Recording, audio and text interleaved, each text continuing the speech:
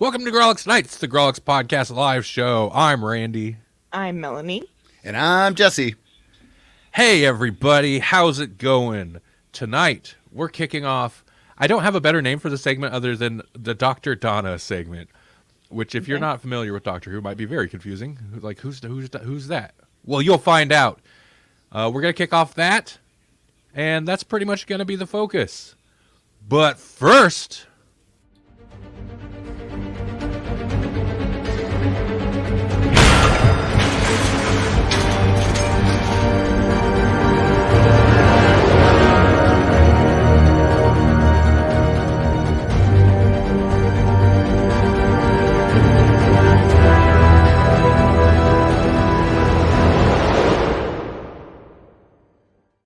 Snyder Watch 2023, because it's never going to die.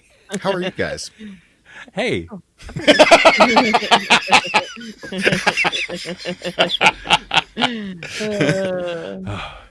But hey, how are you two doing? Snyderfied! Jerry the Gnome seems taken and startled by this. Yes, we have Snyder Watch news, kind of. In a way. So you can blame Melanie if you need to blame somebody. Melanie's a good place to put that. And you can also thank Melanie if you need someone to thank. You're welcome. That's true. So, without wasting any time, she had sent me a Forbes article. And the title of this article is Where to Start with the New Sell Zack Snyder's Justice League to Netflix movement. You know, it doesn't have the same ring as Release the Snyder Cut. It really does. No, it doesn't just roll off the tongue, does it? The fact that I seen a thing where it was like, the hashtag is hashtag sell ZSJL to Netflix. You know, it just doesn't seem the same. Yeah. No, they need somebody punny to help them come up with an anagram or something. So the whole it should be like Netflix the Snyder Cut. Yeah, Man, there you go. See, they need. They had one job.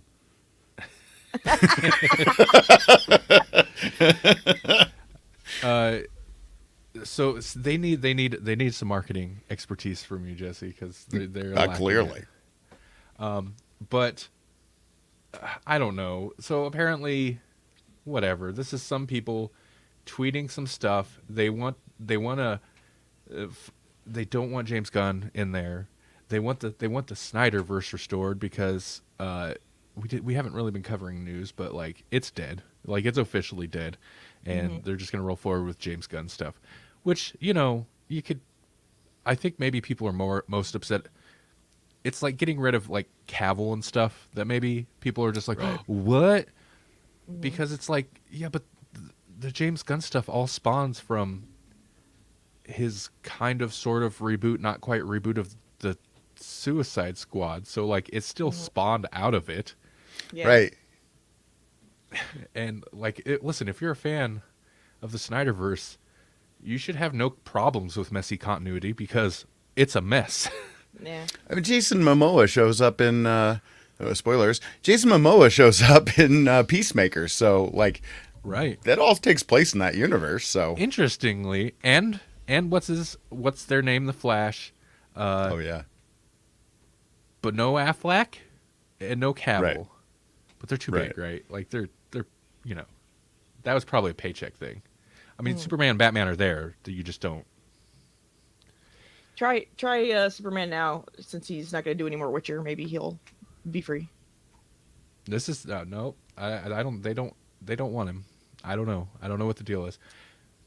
Maybe there's something weird going down with Cavill. Maybe he's going to break our hearts, and the Hollywood people know it's coming, and they're just like cut ties. And they're all just like cut ties before the news breaks. Well, considering how quick they are to dump Ezra Miller, I doubt it. Yeah. That's a good point. Like, I think their problem with that is they're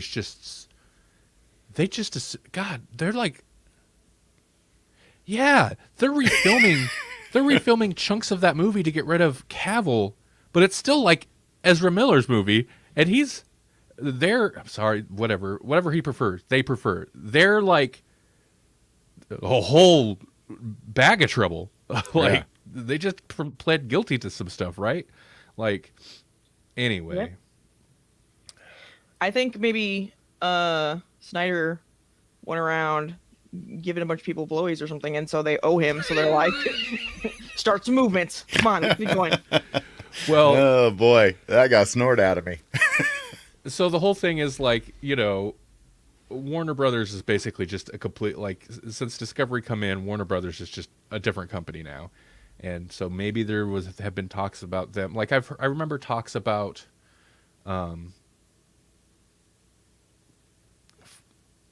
what is it? Licensing out some of the Batman animated stuff to other companies or something. Oh yeah. So maybe they're like, come on, Netflix, buy up the Snyderverse stuff. Continue that. Yeah, like Netflix has enough money to do anything lately. Oh man. I really wish Netflix would get their stuff together because I still like them. They worked their way up from a little mail system, and I appreciate that. So I sang their praises for a long time. They've clearly got enough money to pay off Harry and Meghan. So yeah, well, and I still think they have decent shows. would 1899 those was a be good show. royalty checks? Oh, nice. But I don't think there's any actual news here, right? Like, I mean, it's a Snyder cut. Like, thank you, Melanie. But then, I don't know how far I want to get into this. Then Paul separately sent me this, right? And I was like, oh, what's this? Initially, I thought it was the same thing. And it is, but it's not. And this is just some post. This is just some post by some Facebook page. And it's basically them, like, kind of campaigning, right? They've got all the hashtags there, but them campaigning for the hashtag sell sell ZSJL to Netflix, sell Snyderverse to Netflix, restore the Snyderverse at Netflix. You could put an at Netflix in your banner. They're not gonna register that as whatever, tagging them. It's an image. It's a JPEG. What are you doing? It does nothing. Anyway, so Copy this and post, paste or get out. all right, I'm reading. I was just gonna straight go read it, but listen, I'm reading this. Okay, I'm not endorsing right. this. I got to put this in front of my face to read it properly. Okay, some Facebook page. I'm not even gonna give him the whatever recognition. Don't listen to the hashtag James Gunn defenders that it isn't possible. These far-left toxic anti-Snyder fans always love projecting. Don't let a toxic fan base tell a passionate fan base to give up, because the last time it happened, no one gave up, and they managed to send a message that took years to get Zack Snyder's version, or to get Zack's version of the film out, and it clearly worked.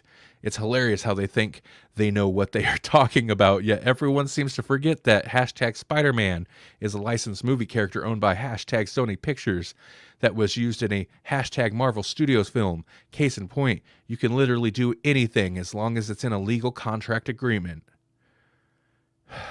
And it goes on.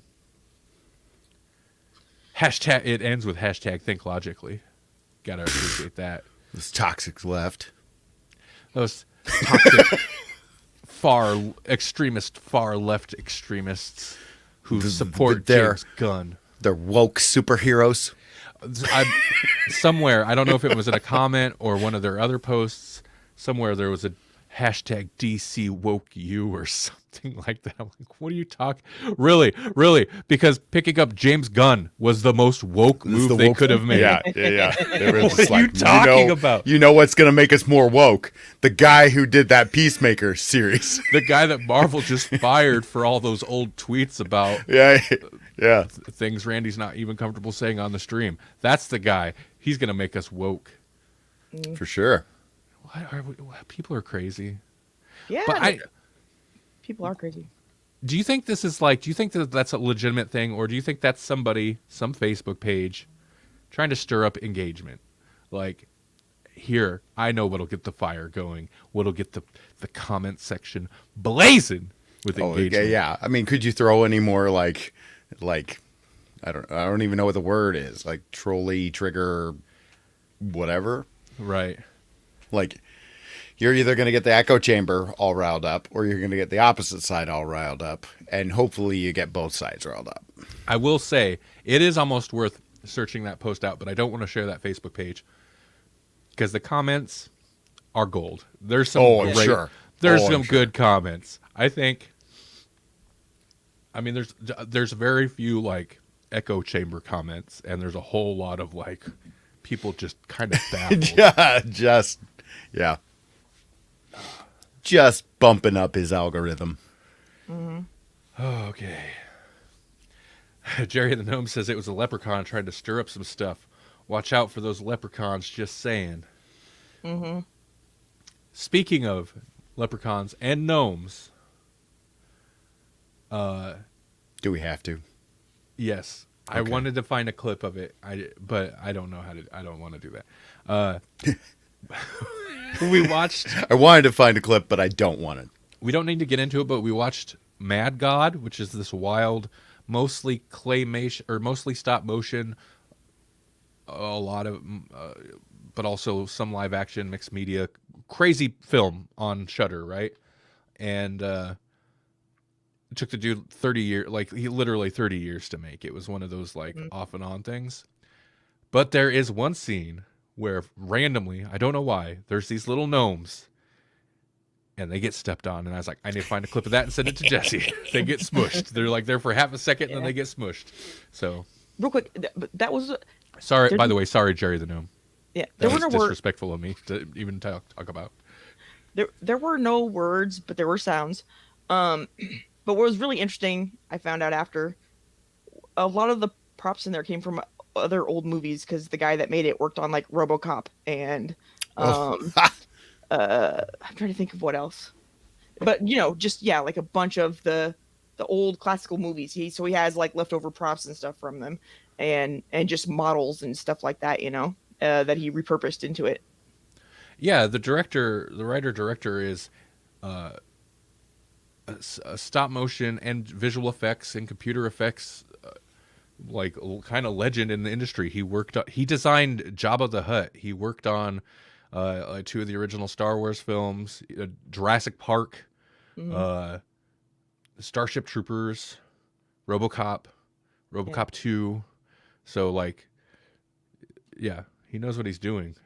And his passion project was he knows what he's doing, but he did work on RoboCop too. Yeah. Well, yeah, but he worked on like the stop motion characters, I know. And that's like the best part of RoboCop 2. That's true. Yeah. I don't know. Maybe he did work on RoboCop 3. I was gonna say at least there was a RoboCop 3. Yeah. He does. He's a little bit what you call him.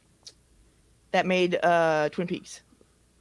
Lynchian? Yeah, it does come across a little Lynchian. He's like, you gotta let it dream. You gotta have time to dream. It's definitely more of an art project experience with some narrative themes than a straight up narrative movie. Right. To be watched on your phone. On your effing phone. Man, David Lynch gets so mad. He's so mad in that. It's so good.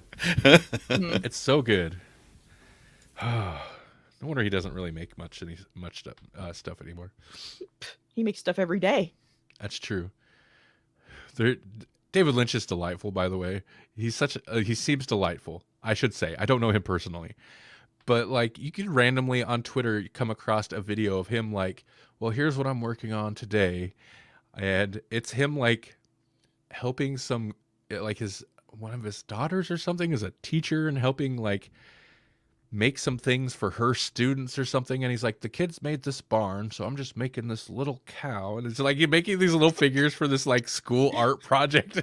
He's just like, and he's up there in age at this point, like. And that's what David Lynch is doing that day. He's making a barn with some barn animals for some kids. So does he still do the weather every day? And the number of the day? I'm pretty sure he does. Every day on his YouTube channel, he does the weather report, and he picks the random number out of a ball. And that in and of itself is like The weather report obviously varies a little bit more, but it's always to the point. It's never like this. It doesn't get on, and he's not like rambling about his day. He's just like, it's whatever date. And he looks outside and he does like a weather report. And that's it. Just like, and then the Just like based on what he sees, like he doesn't. he probably has the temperature, but yeah, he's just like, it's beautiful out today. It's very short.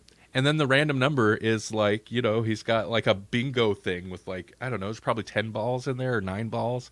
And he, whatever, spin the whatever, grab the ball, read today's number is whatever. But he does it like, he says it the same every day. Like, and it's wild. So I think it feels a little bit like, I mean, the whole process of doing it seems like an art piece, but it's also like, but what is this? Why? But what's the art of this? I think it's so we can sync up with him, because I was getting the number of the day like 3 days a week at least. I was guessing right. I think if I just kept going, I bet eventually. Well, I'd be a mind reader. And because like Lynch's work is so cryptic, and he is into numerology and various stuff like that, and he has worked that into like that Twin Peaks: The Return was full of stuff that like fans of his who are into that, of course, like hardcore fans of anything will read into tons of stuff, especially something like Lynch's work. But like, so there were like, he still hasn't, like, I don't know, it went like 3 months that he's never drawn a 7. And so like they're like trying to work out numbers and stuff. Like it's just going wild with theories. He's just never a random drawn a 7. Like you're literally watching him do the thing. And then there was some like conspiracy with man, this is a rabbit hole we fell down. Conspiracy with one person actually guessed it right when he finally did draw a 7 or something, and that person had like been in there and guessed a 7 like every day, and then he got it right, and he's never come back to the comments again. People are like, "Who is he? Where'd he go?" That's dedication, man. Crazy stuff, man. Oh. Jerry and the Gnome says, I'd love to see a Netflix series called A Day in the Life of, and then have obscure celebrities like David Lynch or John Waters. You know what? I feel like David Lynch's day in a typical day in his life is probably not super exciting. First he's going to check the weather. Then he's going to draw the number of the day. Then maybe he'll build a little miniature barn for the kids. With a cow, yeah. Yeah. At this point, I don't know that John Waters' life would all be all that exciting either. I mean, if you did some younger people, maybe there'd be some wild and craziness. But otherwise, yeah, it'd just be like they're sitting there like eating lunch and watching TV and stuff, But that could still work, just to like, but also like not just like, well, let's follow them for a day, but like catch up, like. Yeah, like a docu-series montage style thing, just an episode on them, and maybe just pick like a couple of normal days. Cut in some interview with them, do a little catch up. So like, what's been going on? You working in post? I feel like post maybe I guess the retirement with those guys, and then other celebrities could just be like what they've been, what you been up to? Yeah. Oh, that reminds me. I'm sorry. I know that we have a topic, but I'm going into it anyway. We're on David Lynch. We're way off the topic. Well, I'm switching it now again. We watched a little bit of Chucky, and Meg Ryan. Wow. Jennifer Tilly has a sister named Meg Tilly. That's how it happened. I didn't even know she existed. I thought that every movie that I've seen her in, I thought it was Jennifer Tilly until we looked it up, and no, it's her little sister, Meg. She's her own person and was in movies before. So, yeah. And like, and like nominated for awards and stuff. But she looks they look very similar. Yeah. We're way behind on Chucky, so we're slowly been catching up on season 2 because it's great, and I'm glad USA and Sci-Fi. Props to those companies for putting that together and sticking with it so far, because it's so good. And the episode we just watched, what celebrity family members are people too? Yeah, but they're like slightly off clones of the celebrities. Yeah, I was gonna say, are they really? Are they really people too? But the episode we just watched was like, I don't remember what it was called, but it was a Jennifer Tilly mystery, because Yeah.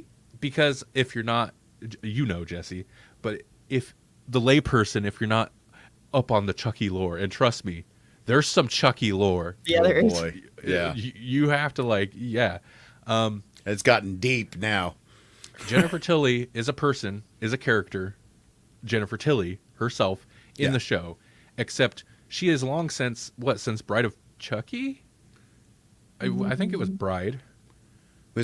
She showed up in Seed, right? Because Right, after because Bride, she wasn't her. Yeah. She was just Tiffany. right. And then Jennifer Tilly showed up in Seed, and Tiffany Because weren't took they over going to her make body. like a Child's Play movie or something? Like how'd that get worked in? Right. Like Seed is so off the rails bonkers.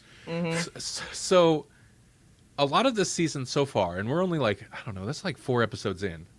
I think the season's done now, but we're only like 4 episodes in, have been like, let's follow the characters from the Chucky TV series. And like put the legacy characters who are like also main characters in the show, like they're all through, put them on the back burner for a little bit, and then they finally get to it, and they just go full meta, because they're like, we have a lot of like meta lore to get through this episode. They go full meta. The episode starts with Chucky sitting on a TV set of the Chucky show, says Chucky above him. Oh yeah. He's initially arguing on an earpiece with the producer, and then he introduces the show. He introduces the very special episode of Chucky, the Jennifer Tilly Jennifer Tilly mystery, and then you actually get to the plot, and there's celebrities like is it Gina Gershon, whoever the lady that was in Bound with her, which I think is kind of where Jennifer Tilly got super famous in the 90s. Joey Pants, he's in it. Like there's other celebrities that are Jennifer Tilly's friends, including Meg Tilly, her sister, shows up. So like these are all characters in the Chucky universe now. And then Glenn or Glenda. Both of them. Well, yeah, in Seed of Chucky, it's the child, and then they kind of split off. Well, their character, they're older, of course, now. So Glenn and Glenda are characters in the show, and like, it's wild. It's wild. There's you were talking about WWE before. Can I respond real quick? Yes, please. I wanted to respond real quick to Jerry the Gnome asked if Meg Tilly was a Walmart version of Jennifer, like Joey Travolta is a Dollar General version of John Travolta. But actually, no, because it turns out Meg Tilly was an actress before Jennifer Tilly and was good at it and won awards and whatnot. So, if anything, Jennifer Tilly is the Walmart version of Meg Tilly. Of Meg Tilly, and nobody knew. And I wouldn't call either of them.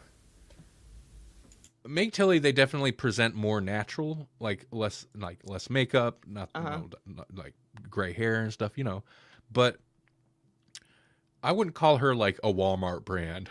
No. It's just like, she's definitely more natural. She's not over the top the way that Jennifer Tilly is. Yeah, just a different model where you could tell like it's like the same, but it's a little different. Maybe a little smaller. They like shrunk the model down a little bit. She's a little shorter. Or maybe she just doesn't have high heels. I don't know. Yeah. But they do look a lot alike. I don't remember what we were saying. Anyway, point is, WWE. We were talking about it off mic a little bit. But they have... What is this show? I don't know. Dude, I know. What's happening to the Grawlix Night Show? You got to start watching Chucky, Jesse. Clearly. I thought of you too, because I was like, I don't know this like WWE lady they brought on. She's a wrestler, and like as a guest on the Chucky show for the weird like meta bookends, and then they played like some interview where she was talking about whatever. She's just like a guest, and she's all excited because she loves Chucky, and I don't want to spoil it. You'll have to watch it sometime. But like they bring in this WWE lady, and it's just like it's bonkers.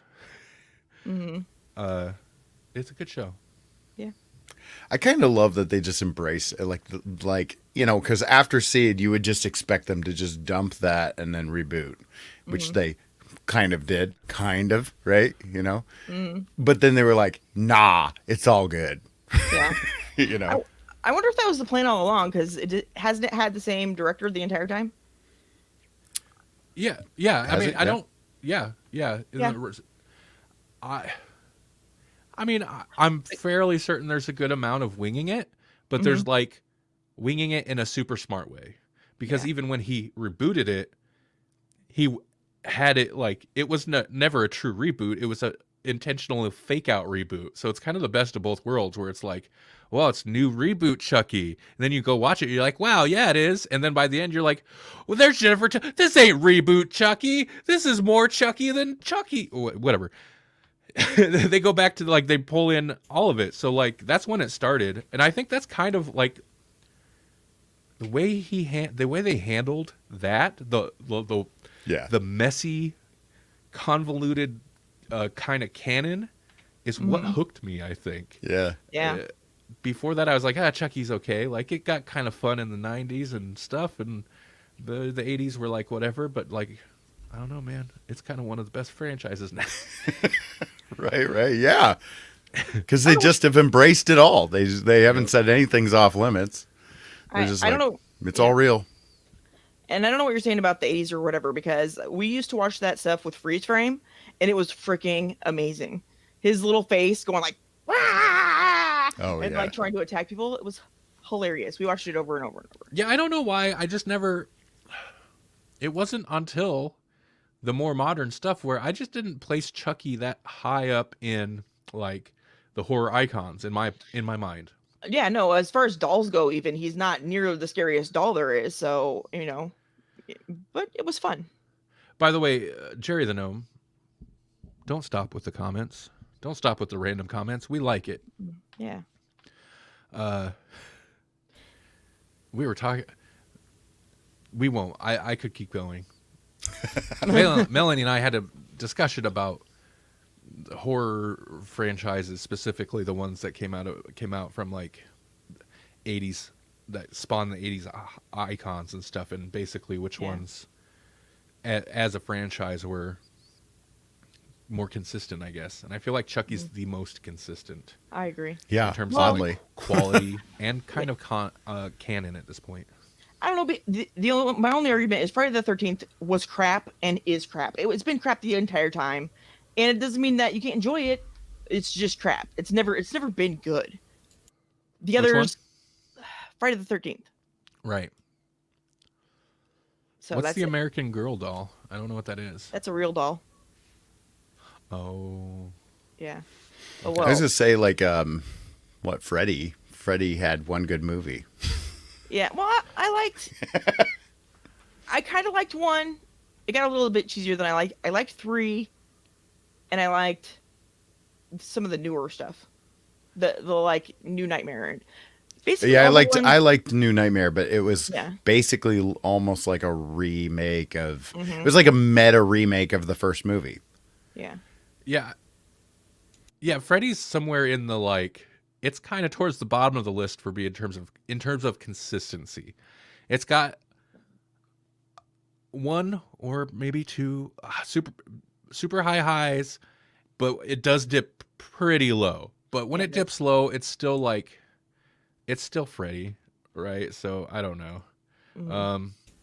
The Dream Child was the bomb, yo. It did bomb. That's like the worst one.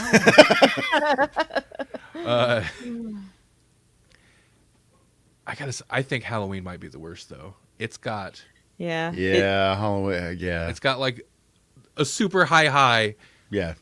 and then for the most part, in my opinion, I still don't know how I feel about the newer ones. Some of the lowest lows, man. Some Right. of those. Right. Oh, wrong. I'm wrong though. It's not the worst. This is what even started our whole conversation the other night because we Oh, watched right, the thing right. about Pinhead.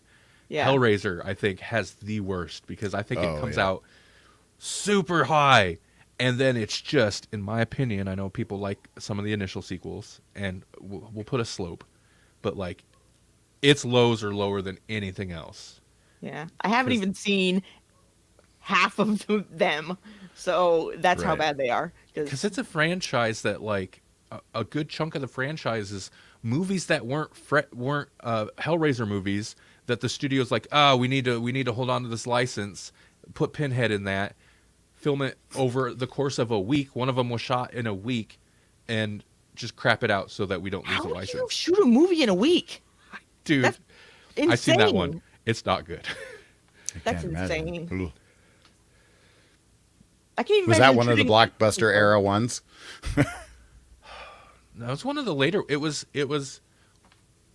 There was at least two where they didn't get Doug Bradley. I think it was one of the ones where they didn't get Doug Bradley. Of course. It was like 7 or something. Yeah, 7, 8. I don't know. Insane. The Yeah, lowest because- is when anything goes to space. No, I didn't mind that one. I have seen that one. It wasn't great, but it wasn't that bad. Maybe because they didn't spend a lot of the time in space. They spent some time in the past too, and I like time travel, even though it wasn't really time travel, but whatever. But if you, first of all, you can't get rid of the main character. He's not the main character, but he's the one that goes through all of them. But he was the thing that made it great because he was like elegant almost, Right. How often do you get a slasher bad guy that's like charming and refined? Never, and that's what made it cool. So, whatever. Excuse me. Jerry the I Gnome have mentions, feelings of course, about it. Jason X, Hellraiser Bloodline, Leprechaun in Space. I don't even.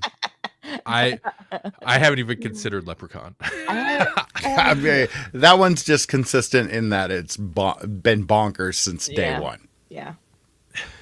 Leprechaun's Like- like the. Leprechaun was made so that they could have Leprechaun in the Hood or whatever it was. That was like the reason they made it. They were like, "Oh, this is gonna be good,"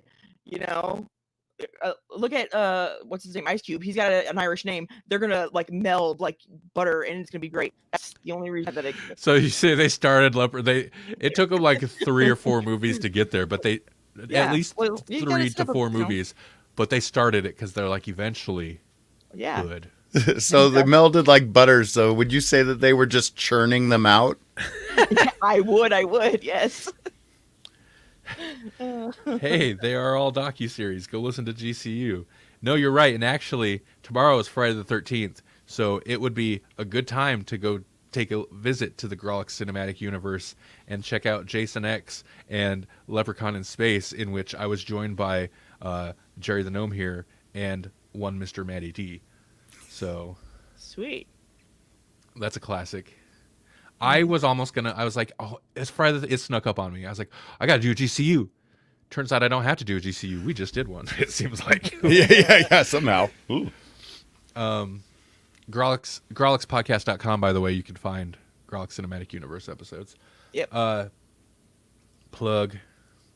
Oh, also, you can get a whole bunch of extra stuff if you go to the Patreon and donate $1 even. Will get you access to all kinds of our extra stuff that we don't really make a whole lot anymore, but the old stuff's great too. So Patreon.com/GrawlixPodcast. In fact, if you're looking for more Friday the 13th stuff, I believe one or two of the GCU Friday the 13th specials has super extended versions on the Patreon because I had a couple guests on the ones where we talked about Friday the 13th, and those episodes went way long. So yeah. you can find those on the website or become a supporter and get the super extended versions. See, speaking of super extended and super long, we should maybe get to the point. I'm sorry, Jesse. Did you have something? No, I was just going to throw out a bad Jesse joke like I usually do. And I was going to say, call back to Mad God. I'd buy that for $1. I'd buy that for $1. Hey, we've talked RoboCop. We used to talk all the best movies on GCU. But now we talk control about over it, and I was like, I want to talk about this. Oh. We're doing RoboCop and Terminator. We're doing. Yeah, that's right. No, we're doing Dr. Donna. Come on. Dr. It's Donna. not. It's GCU's not dead. It's sleeping. Yeah. Listen, it's gonna get GCU's gonna get a defibrillator to its chest come April when it gets some fresh blood in the way by the way of Renfield. I was just saying with Oh. vampiric infusion here. Yes. Yeah. Yes. Yes. So anyway, Dr. Donna. Hey, welcome to the Grawlix podcast, episode number 99.1. Point one? One, Yeah. one, one, one, one, one? I mean, we could keep it going. 0.001. Ah. Wasn't Marvel doing that crap for a while? They had like Oh, yeah. They had the legacy. 0.001. Oh, but they went worse. They went like 1.01A. You were Yeah, throwing so, okay. A's on there. Oh, yeah. I knew that would get a. Listen, I might chop this up and put this. This might go out as a 99.001A or something. I'm Randy. I'm Melanie. And I'm Jesse. In the future, you'll wonder, did you suddenly fall, like, get sucked through two and a half years in the past? Okay, so here's what we're talking about. Doctor Who 60th anniversary is coming up real soon, in like 11 months or something. Yeah. You know, we're right next door. It's practically here. Yeah. And if Don't blink. You might miss it. if you Blink and you're dead. Oh my gosh. Listen. Nerds. So Jesse just proved our nerd cred. Yeah. Okay. So to get hyped for it, because 10 but not 10 is back. Donna but yes Donna is back. That was a weird sentence.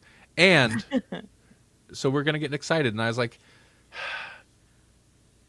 after my rewatch of New Modern Who not long ago, I've been singing the like Donna Noble season praises. I feel like that's when it's 14 is the new hashtag 14 is the new 10.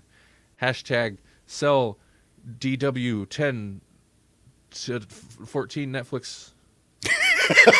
Wait, I should be making references to Release the Moffat cut.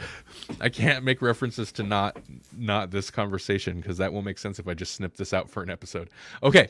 It should be WD 10 to the third. That should be. Oh, I like that. That's nice. Hashtag restore the Gymnoverse. No, I can't even say it with a straight face. Oh no. Oh. Bring James Gunn, he'll fix it Yeah. with his extremist left leaning wokeisms. James Gunn. He worked on such woke garbage like Tromeo and Juliet. right. You know, the woke leftists who came up during the most unpolitically correct time of trauma history. Anyway, so we wanted to revisit Dr. Donna, period. And what we're going to talk about this episode is we watched, it was the 2000, I have it right here. It's the Runaway Bride, right? Or is it just Yes. the Bride? No, Runaway Bride, which was the 2006, 2005, 2006 Christmas special. Yeah, so we're talking series 2. 2. Yeah. Yeah. And then we're going to follow that up with her second appearance. Well, I mean, if we're not counting the end of the season finale for series 2 where they did a little teaser.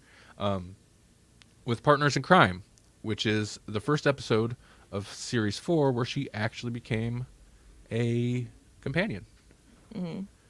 So, I actually enjoyed Partners in Crime more on this watch recently than I did. But otherwise, I kind of feel like these are maybe two of the... for me, Runaway Bride is one of the weaker of the Donna ones. Right. It's not my favorite Christmas episode. The only reason I rewatch it so regularly is it's the first appearance of Donna Noble. Mm-hmm. Yeah, the tie-in with Christmas is super flimsy, and I don't. I guess maybe it's just to make her feel bad because he likes to crap on Donna, but I don't understand why they have to have the whole wedding thing either. Really, you know. Well, the wedding is the Christmas tie-in is super flimsy, Yeah. and but I don't know. It often is. They had a killer. It wasn't the tree so much this time, which I'm glad because the killer Christmas tree looked ridiculous. No, but they did. Remember, there it was was a like tree at the reception. But they had the balls, the balls ornaments. floated Oh, off. the ornaments. That's Yeah. right. They float around. Yeah, I the thought room. that looked That's better. Right. Yeah, It's a little okay. bit more like That's fair. Phantasm than killer CG Christmas tree spinning around. Right. Yeah. I mean, I think it's fine.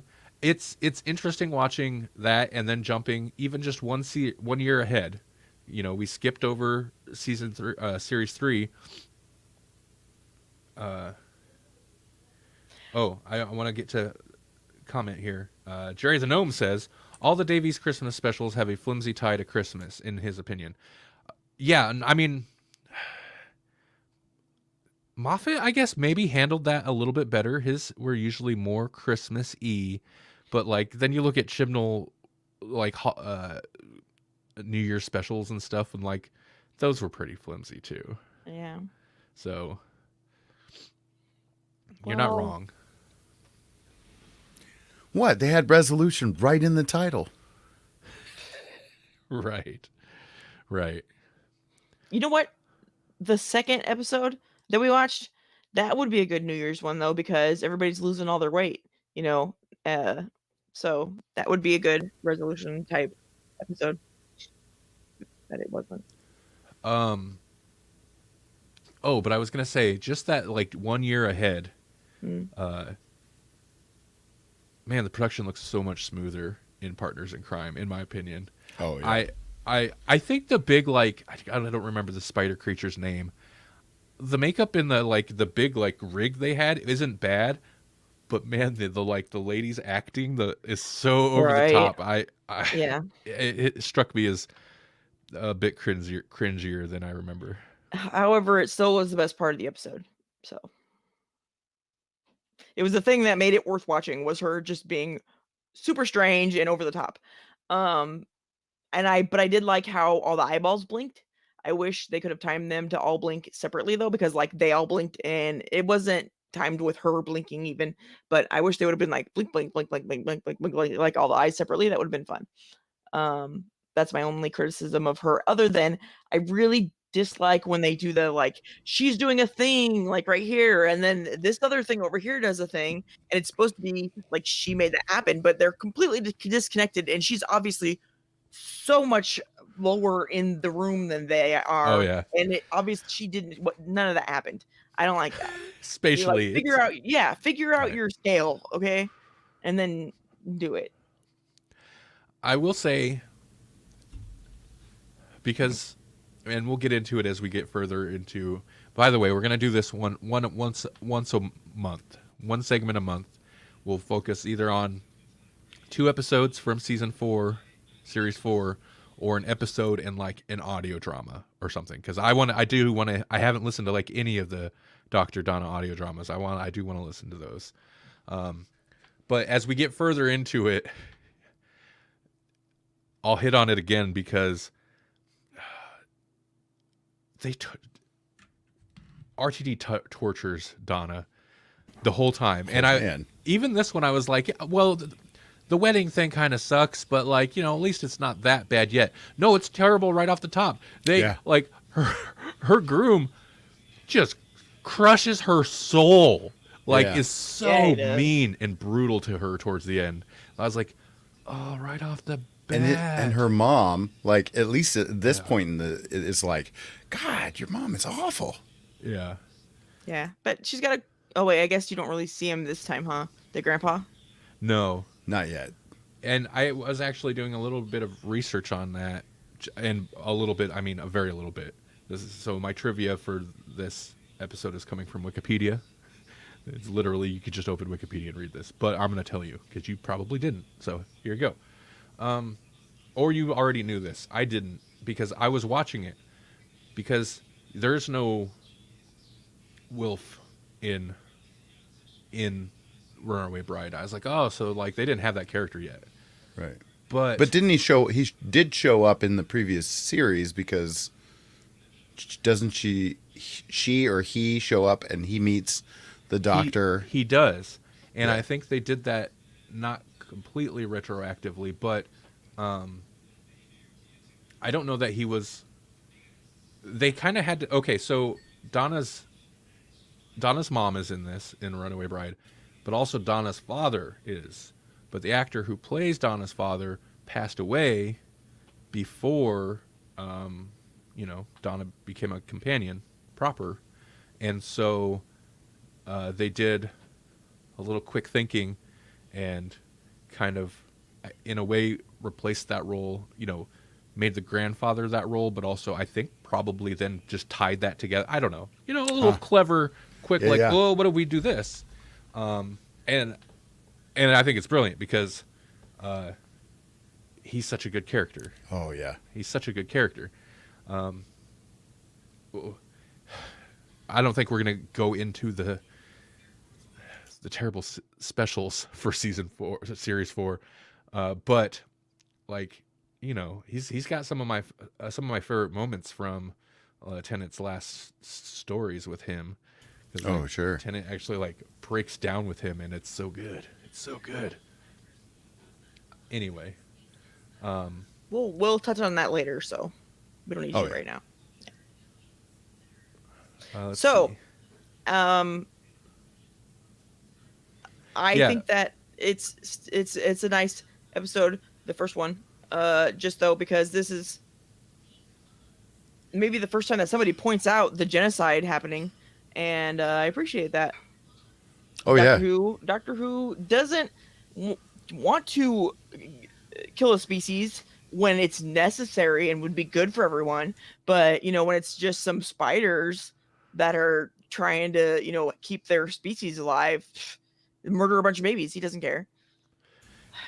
Jerry the Gnome clarified that Wilf was in Voyage of the Damned, and maybe Jesse you were referencing, but he was retroactively added into series 4 as her granddad. Granddad. I know people say that, but that just makes me think of Ryan. Oh yeah. You're not my granddad. After his performance in Voyage, and I think there was actually also like they had went and refilmed something at some point once they kind of figured out like that's what they were going to do.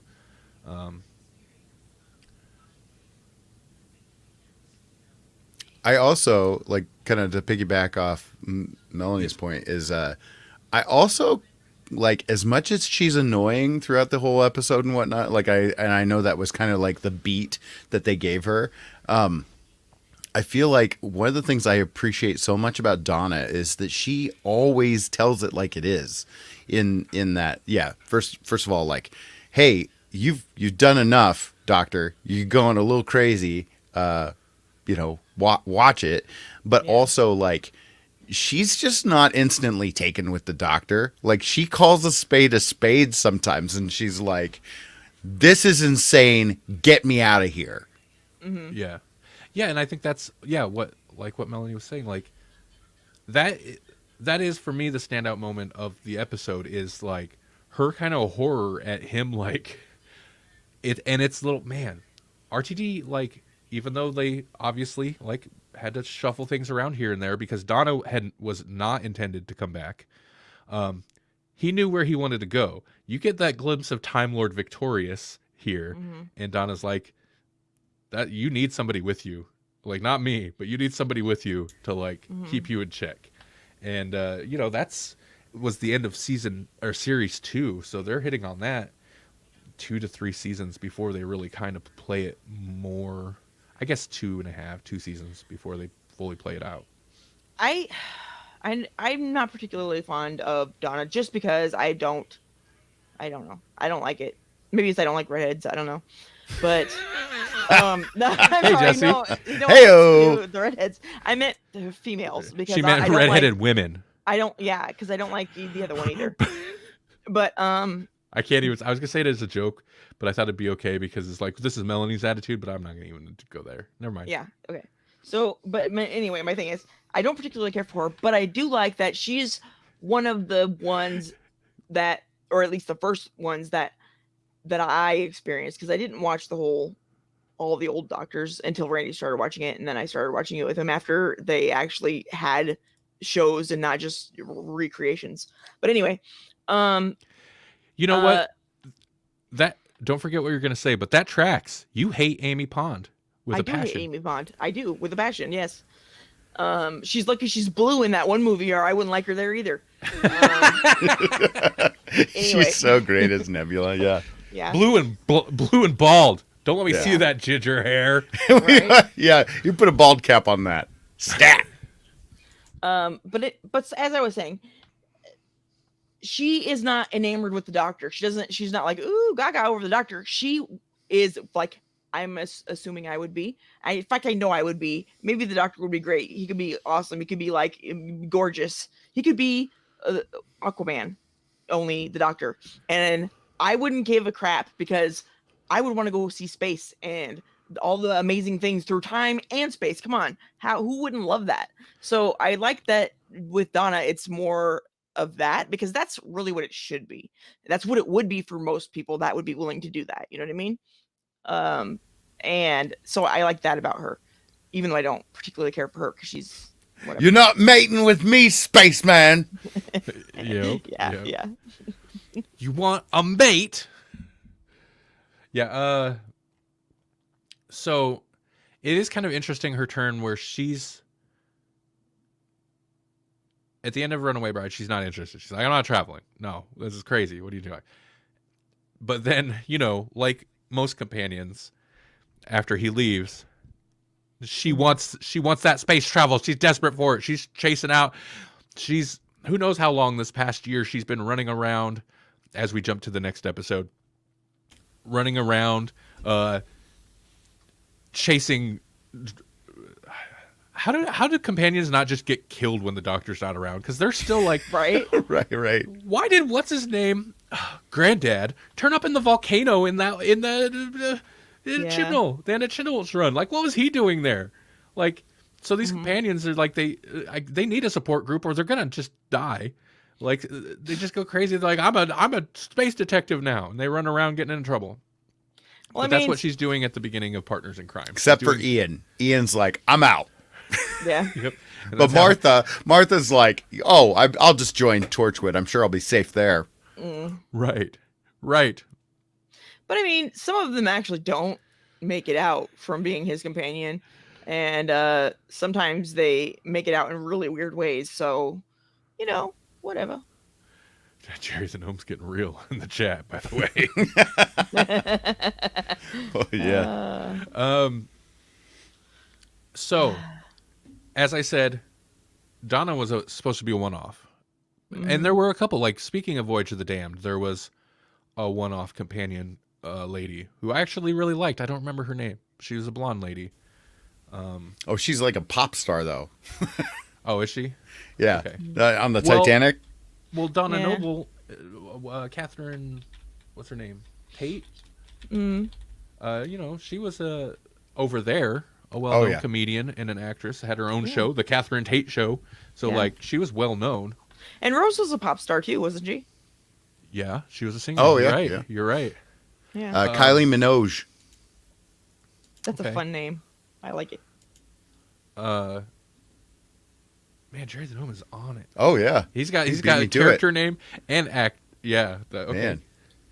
Man. So why are we doing this show? He's the one. Like, this should just be Jerry's show. But then again, if you wanted informative and accurate, you probably wouldn't be listening to us right now. Anyway. No. Speaking of informative and accurate, so yeah, they didn't apparently, and this is various sources from Wikipedia, and I don't just take Wikipedia blindly. I always check to see like what it is they're referencing. That seems legit. Okay. First off, fans were torn with Donna, and I get it because I kind of hated her. She's Right. just not like, ugh, she's just not my type of person. She's like, but I think that's the point. She's not the usual type of companion. She's very basic. She's a basic lady, Right. A temp from Chiswick. And they play that up. Jerry wrote Wikipedia. in Doctor Who. On Doctor Who. Oh, Wikipedia on Doctor Who. You know what? I would believe it, and I would trust it. But RTD said, like, when asked, like, if she was going to come back initially, he's like, no, I didn't know. The character she'd get on your nerves, be super annoying, right? Mm-hmm. Oh yeah. But they did bring her back. Am I on the right page? So originally, the Series 4 companion was going to be Penny, a northern woman with whom the Doctor would share a romantic attraction. Oh, thank goodness they didn't. Yeah. Right. After a conversation between Catherine Tate and BBC's Jane Tranter, in which Tate expressed an interest in returning, Davies rewrote season 4 to bring Donna back as the new full-time companion. Which, on the face of it, sounds like BBC interference. However, I think that's super smart because, one, like, it is good to have a different kind of companion. Two, like, you just came off of Rose, and then you did a season with Martha, who wasn't around the whole season. And I guess Martha's interesting in that, like, the Doctor wasn't interested. But, like, then to jump right back into, like, it's a romance thing, I think avoiding that and making it strictly not a romance thing was super smart. Yeah. Yeah. Otherwise, like... It felt like a throwback to, like, Sarah Jane, where they were just Right. pals, you know? Right. Yeah. I think it would have set a really bad precedent going forward if, like, the first 3 major female companions, Yeah. or companions general of the new Who series were all, like, potential love interests. Yeah. Right. I kind of wish, what's his name? I don't care for whatever, the younger guy or his grandpa, but the one whose house got shrunk tiny, you know? I can't remember his Not name. Graham, but Yeah, I've already forgotten his name. I've given up on him. that guy. Graham is granddad. Yeah. Who are Yeah. you talking about? Not Graham. The other guy that came after Graham. If he wouldn't... I've already forgotten him. He's forgettable. He's Yeah, so forgettable and pointless. Why was Okay. he there? But I kind of wish she would have taken him or just another guy and had them be a companion for a while. That would have been nice. A nice change of pace. But I guess if it's a woman, maybe that doesn't really make sense. But so like this Doctor, his companion should be a dude, like a Jamie. You know, I don't know.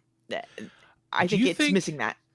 Do you think Mr. Forgettable guy was there in a weird way for the same reason that 2 and Jamie always had some not random, like but a female companion also, so it wasn't just like Oh, as a third wheel or as whatever. a third wheel, so that it's not Yeah, like maybe. well, you know, whatever. What's with those 2 traveling around? Cause, Oh, yeah.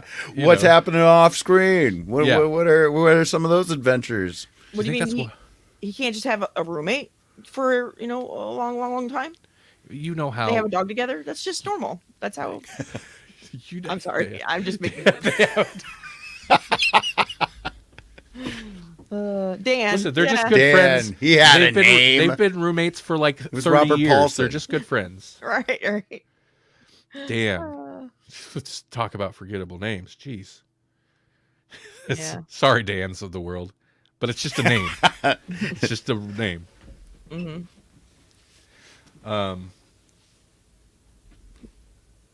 John Bishop is also a forgettable name, and that sounds like Excuse me. somebody that I learned about in history class or something. Oh, I also did want to point out, because this is something I think Jerry did write Wikipedia. This is something I see pointed out in Wikipedia. Jerry the Gnome says she did seem a little mellowed out in Partners, less annoying than like in Bride. And then he gets ahead of us. So, but you're right. She was mellowed out. That would make sense though. If she was about to get married, she'd be a lot more high strung, I would imagine. Right. That shot in row. I know I'm jumping back, but it's such a weird decision that like once she starts glowing and screaming like she's getting sucked up to the TARDIS, they're still walking and she's just screaming the whole time, walking forward down the aisle still. It's like, what a weird decision. That struck me as so like, what? Anyway, Yeah, she is mellowed out, but also, yeah, she's searching for the doctor, Right. as opposed to like suddenly sucked up from her from the wedding aisle into a TARDIS. So that And does she's kinda make been sense. beat down by the doldrums of mundacity for the last year. I will say, this episode, Partners in Crime, this is about as good as it gets for her. Other than the occasional episode where she's like off on vacation and Ten gets to have his little adventure on the bus or whatever that episode is. Yeah. This is it, because she has a relatively decent time, I think, this episode. Right. It's all downhill from her from here. And I think that's why Really is. it's so Really is. interesting. Like, you take this like everyday woman and then just crush her soul episode after episode. But I just think the writing, and it hasn't really started yet, although it has, because RTD was really good about setting stuff up well ahead of time.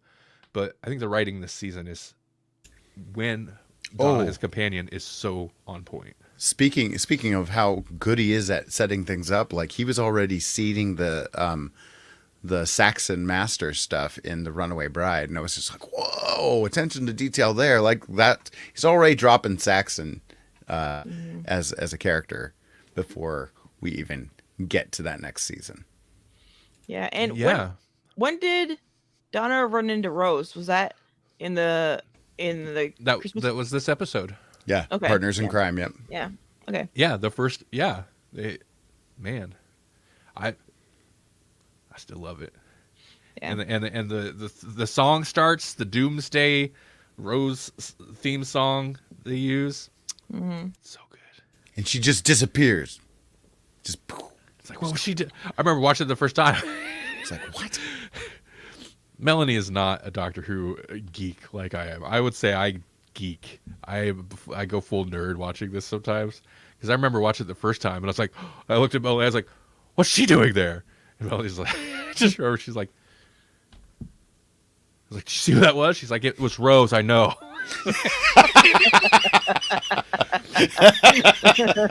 Why? I don't know. I'm done with this Rose. Like, oh, her again. Damn it. Who puts keys in the trash bin? Jerry says. Yeah, that's no doubt. That's no doubt. Yeah. He'd be very upset if his daughter put the keys in the trash bin. Yeah, because then you gotta dig in there for it. Rose did not deliver that message, by the way. Yeah. She just walked off and disappeared. Right, yeah. Right. She's like, you think, I'd be like, oh, keys in the trash. That's a weird decision. Also, that's probably important. If I just leave, this lady's never getting her car back. No kidding. Bye. She's gonna have to call a locksmith, and that ain't cheap. This episode, again, it should be New Year's episode because of the weight loss. How horrible is this company? I know it's just a babysitter lady or nanny, whatever. Not very good at security. They're like, one of these people is a mole, and I'm like, maybe all three of them are a mole. Yeah, well, there's Yeah. 3 moles not being particularly nonchalant. Yeah, they're very obvious, all of them. I think plot-wise, this is pretty interesting. First off, it is a fun episode. The mirror or the window gag is so good. It's so funny. It is, yeah. On this rewatch, that got a big laugh out of Melanie even, Yeah, it is fun. because they go full cartoon where they're just like, Yeah. oh, you know, and then it cuts to the villains just like watching them do this pantomime through the window, like, Yeah. really. Are we interrupting anything? But plot, like, speaking of villains, it's kind of interesting because if there wasn't the potential for this diet pill to just go crazy and decide to like consume all of you and turn you into these little cute fat creatures, it's kind of a good deal. Like, it worked. Yeah, Or if they would have just come straight out and been like, we're going to harvest your fat to make alien babies, I think most of the world that's overweight would have been like, sweet, that sounds like a good deal. Let's do it. You can have most of my fat, you know? Yeah, aside from like people dissolving into nothingness, Right. there really wasn't a bad guy here. Yeah, and even that was like an extreme, like it wasn't made to happen that way. It was Yeah. It was, That was like a malfunction. yeah. So, Actually, yeah, the doctor is almost the villain in this because he caught him. right. Right. And so the lady was doing this on Earth, and that's wrong. Was this the beginning of the Shadow Proclamation talk? No, they started talking about the Shadow Proclamation when Martha Jones, when the Jadoon show up and take that hospital to the moon. Oh, so about the time like RTD sat down and had probably a weekend retreat or two and hashed all these things out. The Torchwood, Mary Jane Adventures. I mean, Sarah Jane Adventures. That's a different show. You didn't see that one. Like all these, he like fleshed out. That's why it's so exciting that he's coming back, because he seems like he is kind of franchise minded, right? Right. But yeah. So that's when he set all that stuff up, huh?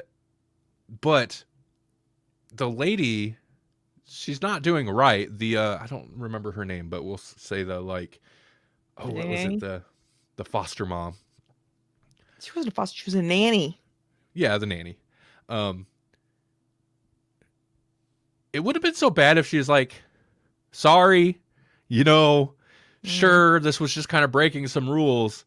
Instead, she had to go like, whoops, all right, screw it, murder everybody. Right. Right. Like, she went full villain. Otherwise, like, it would have been so bad. Man, Jerry's a gnome. Oh, man. Shadow Proclamation was first mentioned in the Chris Eccleston episode with the farting aliens. Ew, God, really?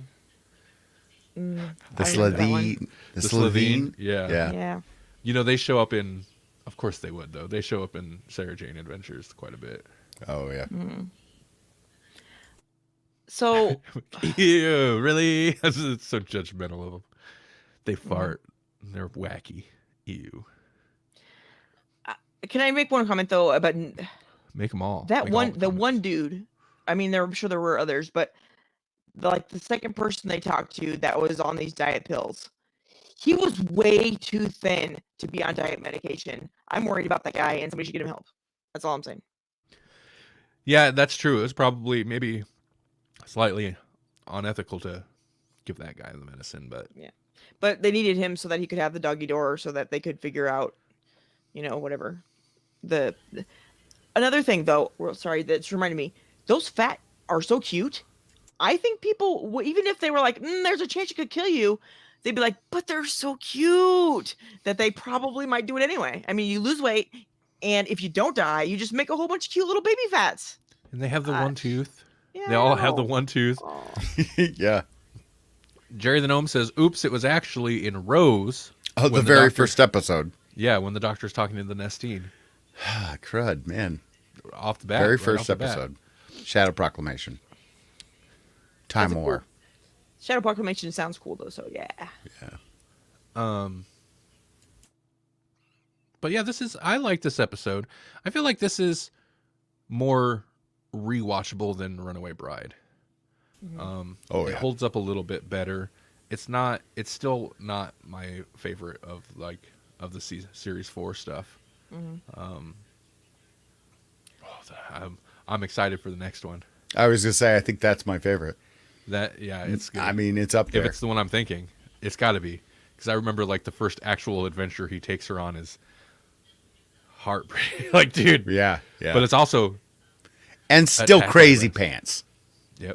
Yep. Like, this series has got some bizarre stuff happening in it. Really does. All I remember is the ood. I think that's all that's in my brain. Were there some crab racer people, or maybe that's a different? That was the Rose, I think, or somebody. Yeah. The Macra. The I next say, one's like, I know, I don't know. I'm assuming you're right. Go ahead. the Fires of Pompeii, right? Okay, Yep. that's what I thought. You know who's in that? Yep. PCAP. Cap.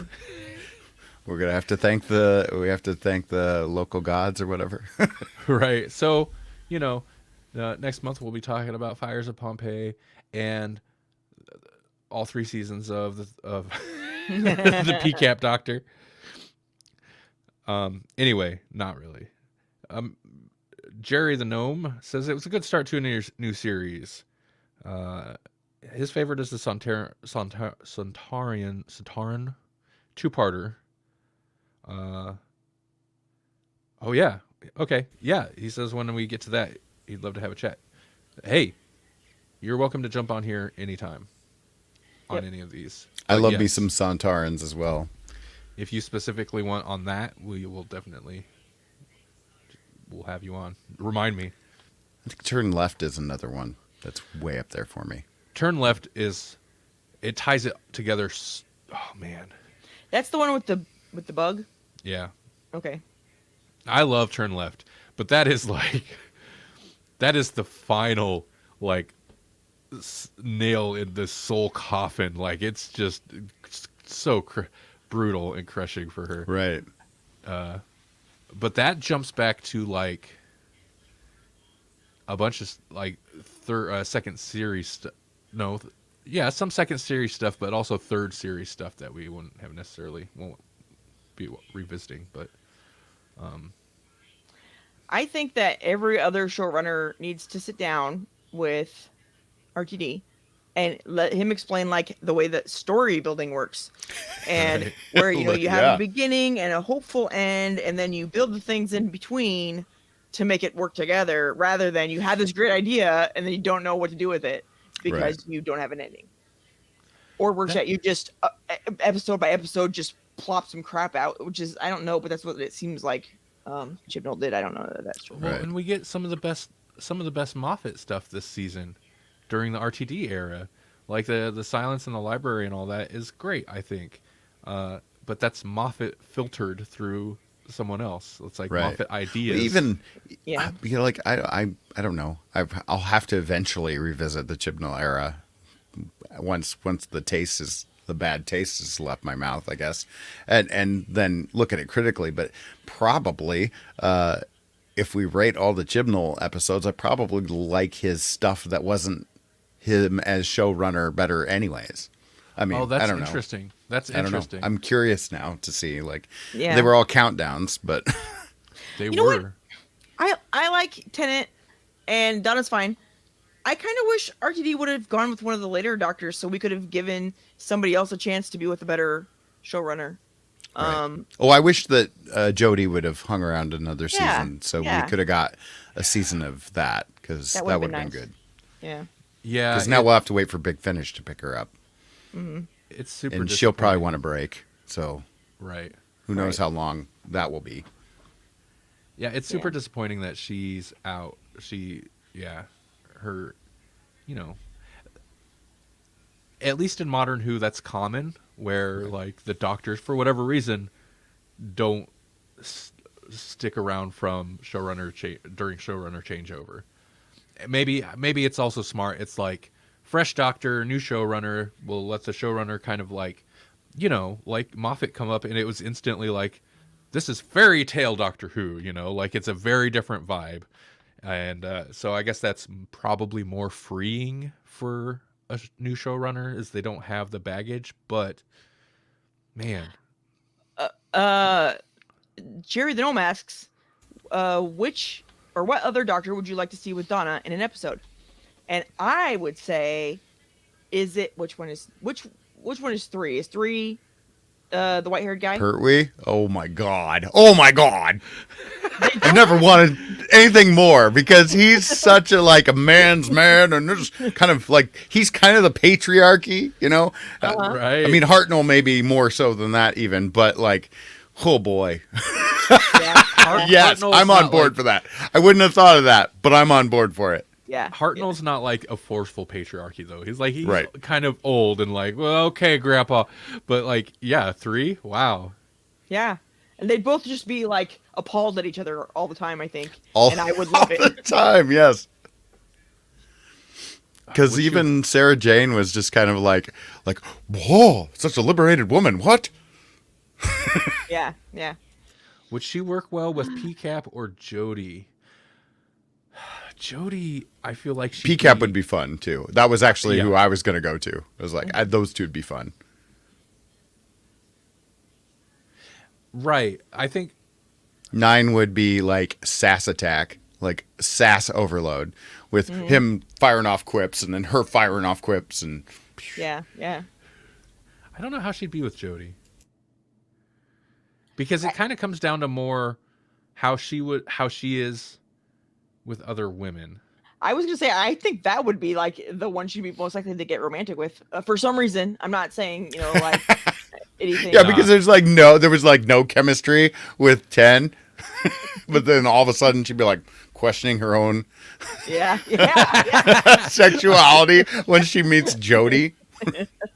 Yeah. I feel like, well, maybe you know what, maybe I'm not gonna put her in a box, but I feel like of the companions, Donna knows her sexuality. She has a firm grasp on what she likes and what she doesn't like, and she also does have a type.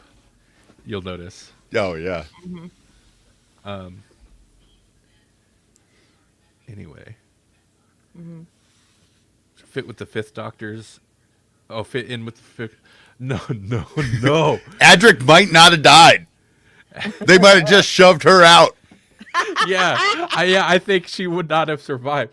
Her and Tegan in a TARDIS, I would lose my mind. That'd be God. that'd be like a family road trip. It would be. You're right.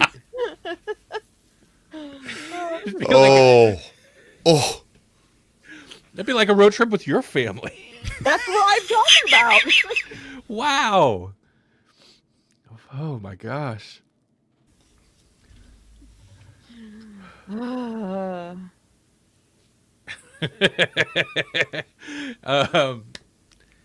Okay.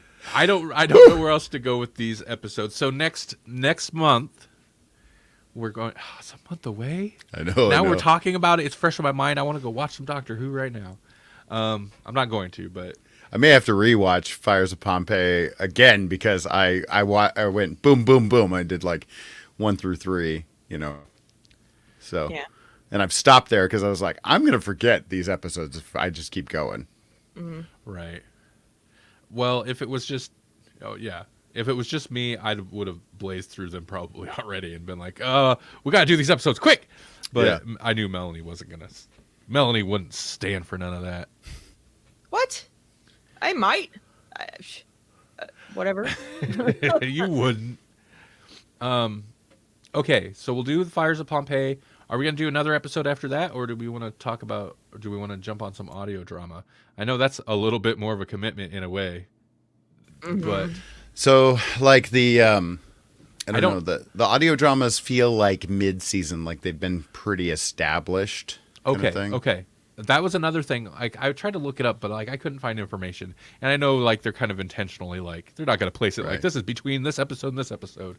Yeah, and like so like the second series of them, it's got to be after like the Doctor and Donna's mom kind of come to more of an understanding a little bit because she factors into that too.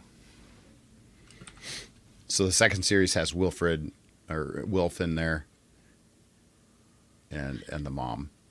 Do you think that's where is Wilf a thing, or is that something that Doctor Who just did and now other people do it too? Because I've heard of another person referred to as Wilf. You're recently. right. What were we watching the other day where there's a Wilf?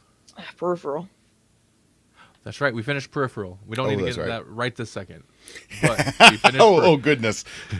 We finished Peripheral. I mean, we only had one episode that we didn't watch, but it was quite the episode. I didn't realize quite the parallels between those Amazon Prime shows we had been speaking about. That's what I'm saying. There's very strong parallels.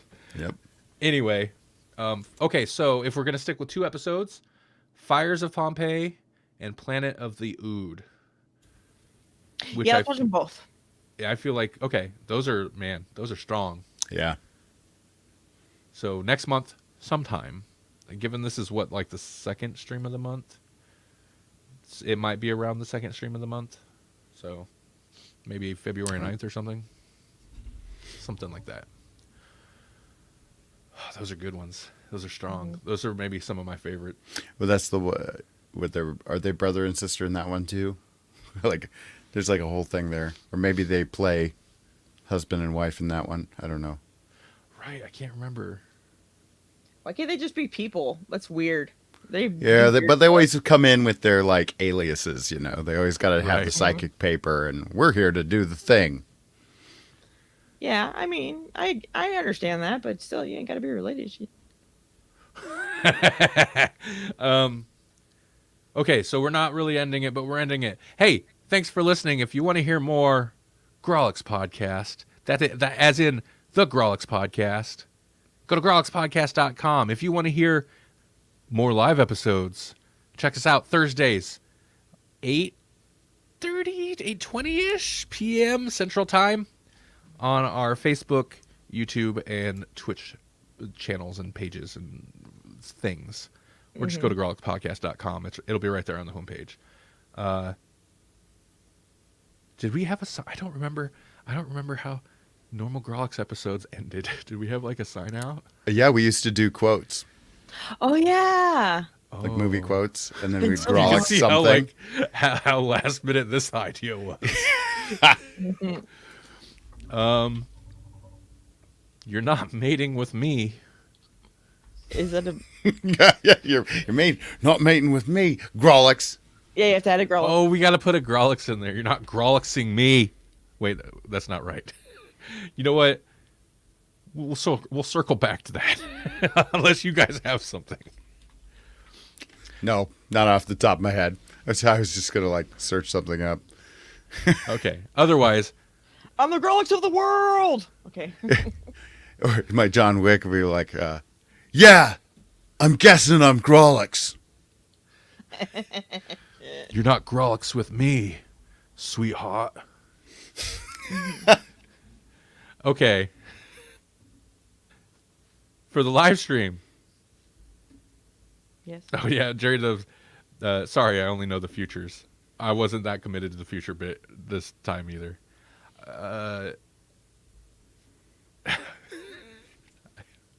I was just like, what if? What Just- if we just brought back randomly numbers randomly? started putting Grawlix episodes up?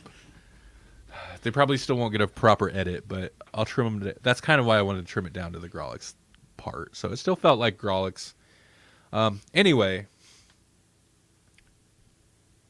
Maddie McDouble-D's. I gotta stop saying that. Maddie D and Jerry the Gnome. Thanks for joining us, man. Yeah. Yeah. And if you want to jump in as a guest on any of these episodes, just hit me up. Let me know. We'll work it out. And if we need to, we could try to work around schedules or something. Also, quick shout out. I'm recording it, I think, next week. I will be on Moose's Monster Mash. He's doing. He'll be joined by Zombilly Okay. as well, and we're doing once again the like we did last year, the 2022 horror movies. Like, I don't know if it's necessarily a best of, but like. the Oh, that ones was we really watched. fun last year. Yeah. So we're doing that again this year. In case Melanie was wondering why I'm suddenly kind of cranking in a bunch of recent horror movies. There was a lot of horror this year too. I mean, or movies that were like loosely horror, because like you guys talked about, Right. The Menu is like, you could argue maybe not, and Werewolf by Night maybe Yeah. not. It's Disney, Right. but it's kind of horror. It's classic horror ish. Yeah, like that falls. I definitely say falls into horror in that it's very horror themed, even if it's not like scary. Yeah. Melanie and I watched Pearl the other night, Oh yeah. and I kind of loved it, but it's not scary. It's just, No. but It's not scary. It's just crazy. so I hope I get a chance to talk about that. And on did that you watch too. Nope? I haven't seen Nope, but I've heard there's some. Yeah. Oh. Whoa! We've seen it. Oh. I like haven't Nope seen a it lot. yet. I wish it would have gotten a little more horror, but Randy thinks it was just enough. So we disagree on that. Nope does an interesting thing in that it's pretty horror. It's pretty horror. You know, it's like, it is horror, but, and I think this disappoints some people, is it pivots at a certain point and kind of becomes less horror. Yeah. But I don't think I think it's horror light, in my opinion. Okay, but the stuff that's not horror is like sci-fi western adventure, and that's if you got to cram other stuff in there, do that. Yeah, All yeah, right. I would agree. But Oh yeah, I Jerry like. the Gnome even says. Go ahead. I'm sorry, I was just gonna say it's sci-fi horror suspense. Yeah, Yeah, yeah. yeah, and western. And there's an Akira slide, motorcycle Akira slide. Come on, it's amazing. Yeah. What doesn't benefit from that? Nothing doesn't benefit from it. Everything benefits from it. Yeah, I liked it. Actually, I was thinking about this last night because I was running through, the year's horror movies, and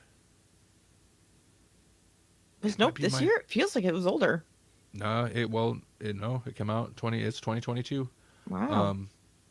This year was 3 years long. Yeah. It might be my favorite Jordan Peele movie. Oh, I need to get on that one then, because the last two were like, whoa.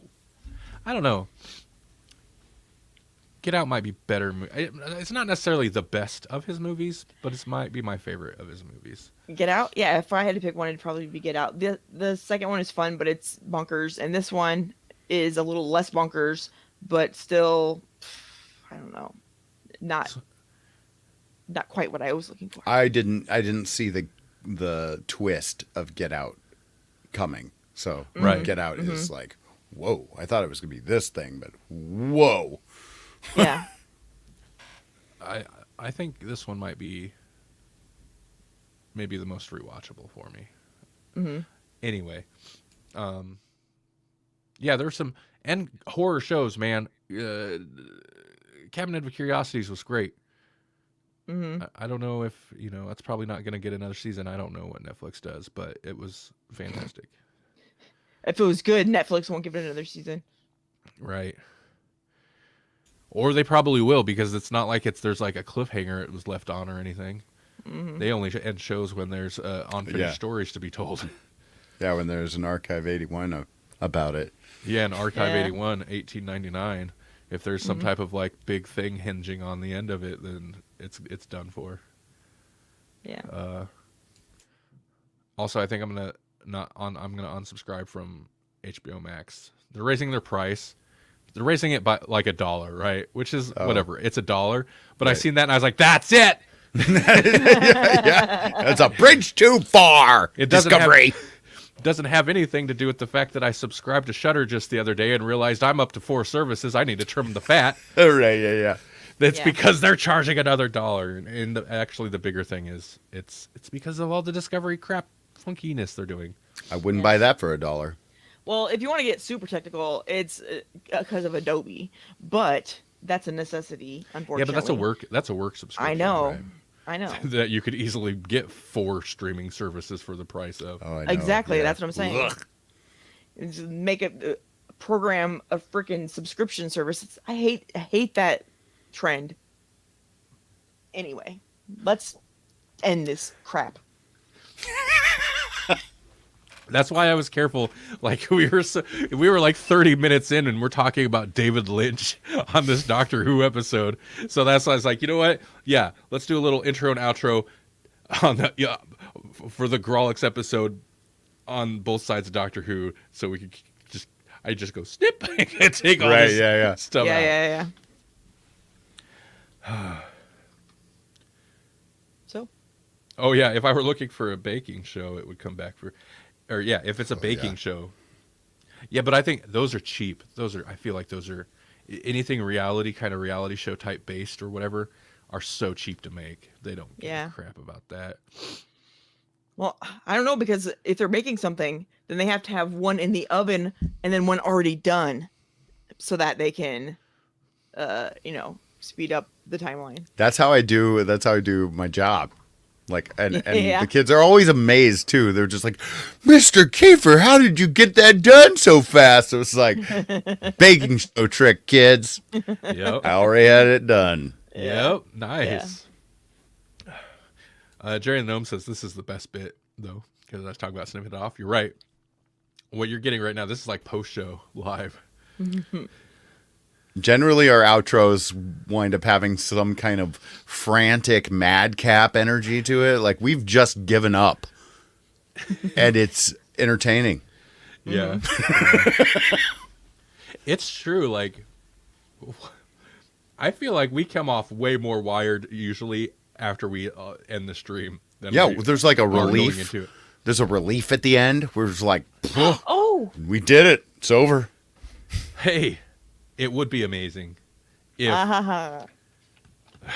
Okay. Thank you, Jerry. Jerry hit us with it, yeah. But what is Okay. amazing? I'll tell you. So, researchers from the University of Warsaw in Poland have pushed the limits of relativity by coming up with an extension that combines 3 time dimensions with a single space dimension, which is the reverse of where we live.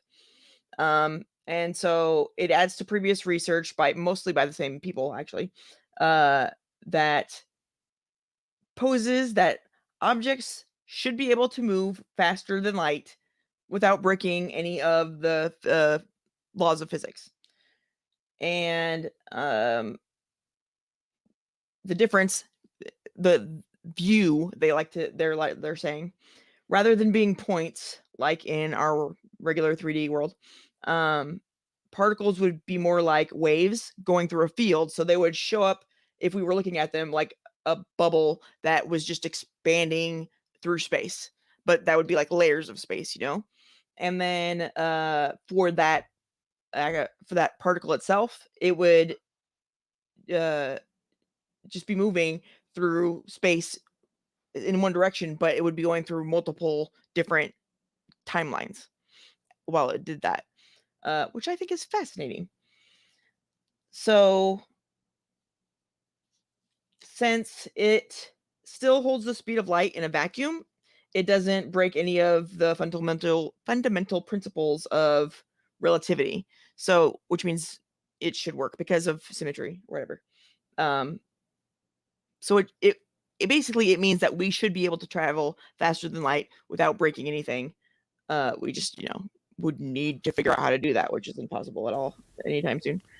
But still, And you travel through multiple timelines. So, like, you wouldn't really be traveling into the future. You'd be traveling into a future. no, you'd be traveling into like 3 futures Cool. from one. Like you'd be in one. It'd be more like you'd be in one space with 3 different timelines moving through you. Yeah, kind of the opposite of how we are now. You see what I'm saying? Like we move through space in one timeline. It'd be moving. I don't even want to walk through a ghost, let alone 3 timelines at once. Maybe ghosts are just traveling along the timelines Maybe. at the speed of light. But so I still don't want to walk through it. I think it'd be cool. But We're like, "Ugh." they're gonna try Like to that combine- scene in Bill and Ted 2 where they walk through the was it their wives and they're like, whoa. Yeah. Yeah, but they're gonna try to combine it with quantum field theory, and then once they do that, they're thinking it could do some amazing stuff and answer some questions about the universe, maybe make things all work together if that's nice. And they want to do a lot more studying in it anyway because particles could do some super amazing things in that. What do they call it? The extended special relativity universe. So That's not a good hashtag. I don't know. That sounds like some left extremist Yeah. wokeism. Yeah. Restore the timeline Snyder tag verse. there we go. We'll take Jerry the Gnome's idea and we'll just be Quantum Leap. It'll be the Quantum Leap verse. Ah, there you go. But I would always say that because that was my first crush. He's got a honker, that guy. Got a honker, yes. The well-documented nose thing. Yeah. You're just jealous, Randy. Don't be mad I have a type and you're not entirely it. I'm not. It's fine. I don't want to be the overly hairy guy with a big honker. He wasn't that hairy. He's hairy. He was a little hairy, but no, it wasn't Al. It was not Al, of course. I want to see the new Quantum Leap though. I want to see. All right. Hey, everybody. Thanks Yeah. for watching. Thanks for listening. Word to your moms.